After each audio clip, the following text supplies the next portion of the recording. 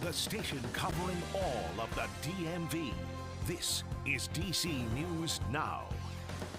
The for sale sign may be going up soon, but there won't be any open house. We'll have the latest on who could be in the running to buy the Washington Commanders. And D.C. Council votes to change its criminal code for the first time in 121 years. But the mayor and D.C. police chief are not fully on board. We've got the revisions in question. And if you're looking to pick up a side job over the holiday season to keep more money in your pocket, we've got you covered. I'll show you who's hiring. Gotta love the weather this afternoon. I mean, it's just completely showing out across the DMV. But guess what? We now have 2 days where we have that possibility of 80 degrees. We'll look at that coming up. Good evening. Thanks for joining us for DC News Now at 6 o'clock. I'm Chris Flanagan. And I'm Tasmeed Mahfouz, and we continue our live team coverage tonight, breaking down what comes next for the Commanders and who could possibly buy the team. And we start tonight with DC News Now reporter Daniel Hamburg. And Daniel, this sale could have big implications on where a new stadium is built. Yeah, Chris and Tasmeed, the lease for FedEx Field is up in 2027. So local leaders in D.C. and Maryland want this new stadium in their neck of the woods, but local leaders here in Prince George's County want it to stay. From 1961 to 1996, the Washington Commanders actually played in Washington at RFK Stadium in Northeast. FedEx Field, originally Jack Kent Cooke Stadium, was built in 1997 as a replacement venue for the team in Landover, Maryland. We've been home to this team now. Their fans have come here. This is just a beautiful location, and we think it continues to be so. And we believe we're a better location. Since the current lease is up in 2027, there's been much speculation about where a new stadium would go, and even more so with the Snyders potentially selling the team.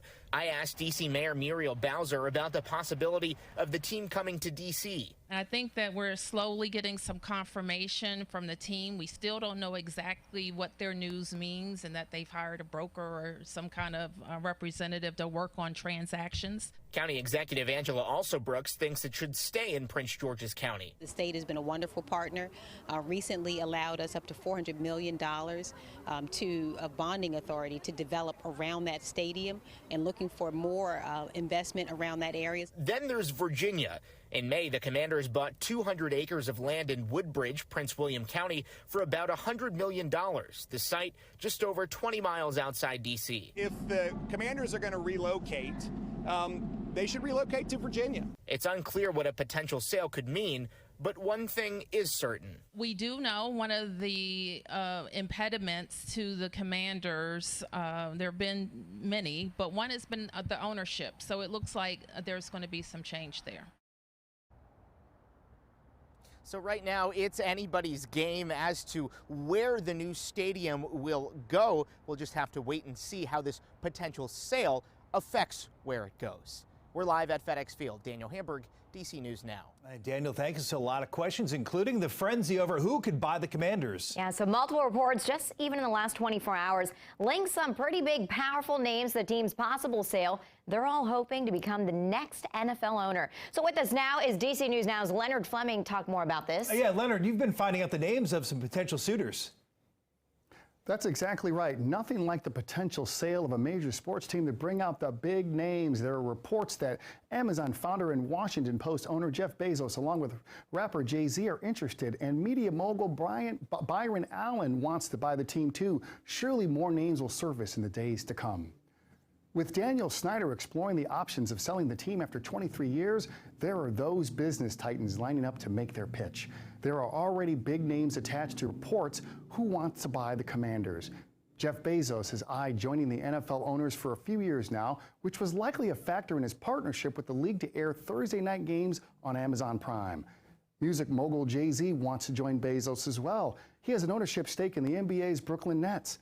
Another bid is from media mogul Byron Allen, who wasn't able to purchase the Denver Broncos. He stated that he wants to be the first majority black owner in NFL history.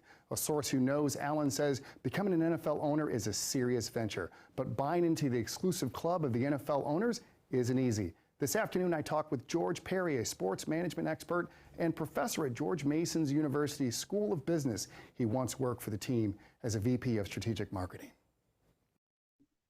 How difficult is it for potential owners to try to buy a NFL team. They've got to be billionaires, basically, or a group of billionaires. They are going to go through the process of making sure that they're financially secure, but also looking at character issues and things like that, as much as the NFL can. And the other challenge is, look at the owners that are there, right? You've got a lot of old school, older white males that have, been in the league for a long time.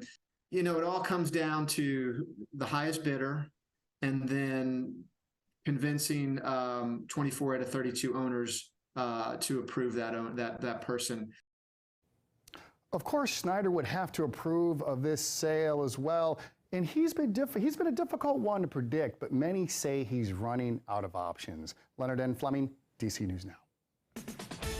And breaking now, Paul Pelosi has just been released from the hospital less than a week after police say a man broke into his home and hit him with a hammer. So just a quick timeline for you. He had surgery on Friday for a skull fracture and serious injuries to his right arm and hands. Now, we're still learning to find out more, but of course, we will keep you updated on air and online at DCNewsNow.com.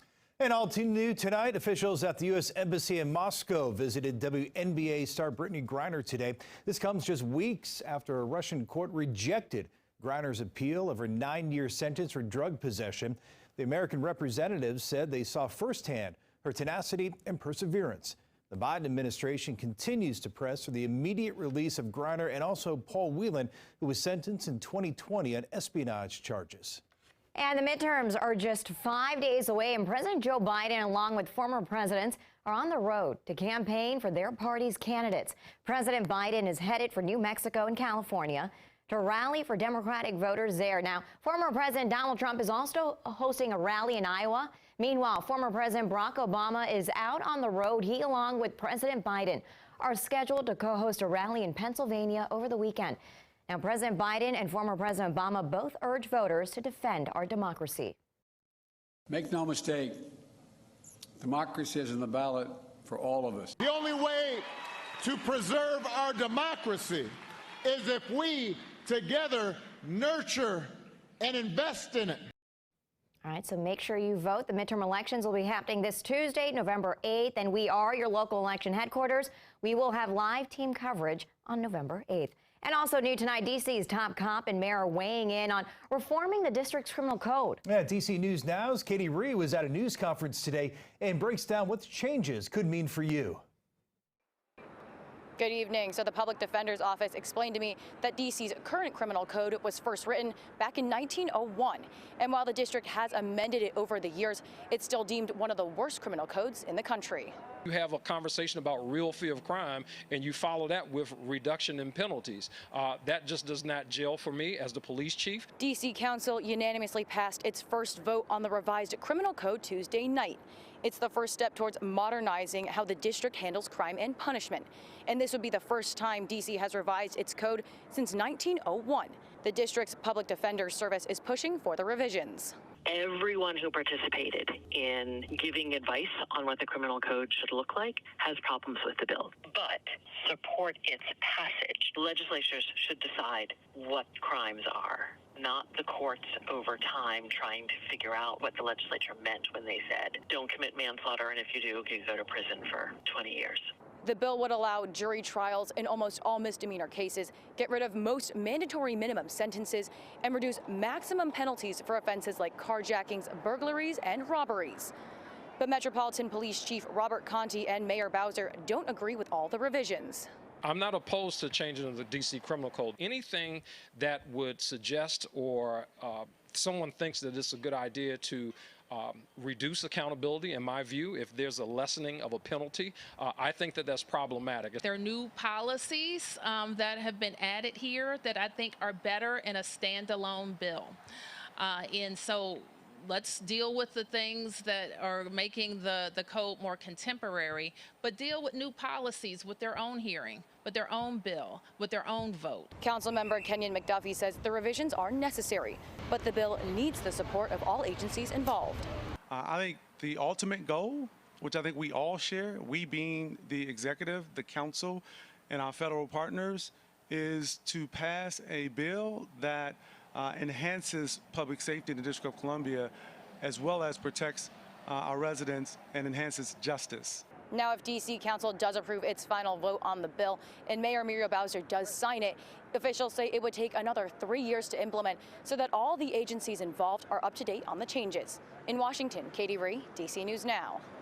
In Virginia, the Commonwealth's Attorney General announced that his office is participating in a new task force to combat illegal robocalls. It's called the National Anti-Robocall Litigation Task Force. The AGs are investigating 2 voice service providers about their involvement. Jason Mayara says those companies knowingly accepted and routed illegal robocalls and hid traffic. All right, all eyes continue to be on Powerball. No winner. Jackpot now a staggering $1.5 billion. Sounds pretty sweet, doesn't it? This jackpot, the 3rd highest in U.S. history. So we hit the streets of D.C. today, spoke to people who've actually never played Powerball before about what drew them to the lottery this time and what they would do if they win. Pay off some debts, and then beyond that, I really don't know right now. Oh, okay.